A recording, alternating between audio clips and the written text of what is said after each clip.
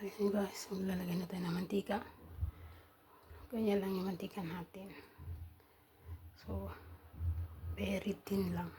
Ngayon siya guys ha. Saan pagluluto, malakas dapat ang apoy. Pero, mabilis lang yung lutuin.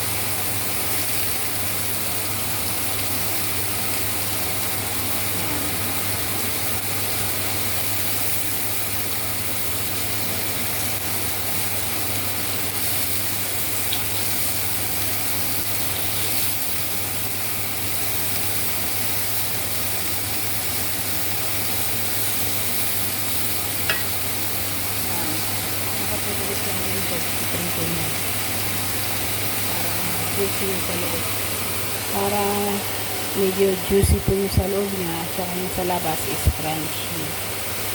Ayan po. At saka so ilalagay nyo rin po palang sibuyas, dapat medyo malalaki yung hiwa, kaya parang tapos pag pinirito mo siya hindi siya maluluto ng maayos o crunchy pa rin siya pag kinain mo siya, tapos manamis-namis. So, ito na po ang ating meatballs. Ipiprito lang po natin siya ng mabilis sa malakas na apoy. 3 minutes lang po.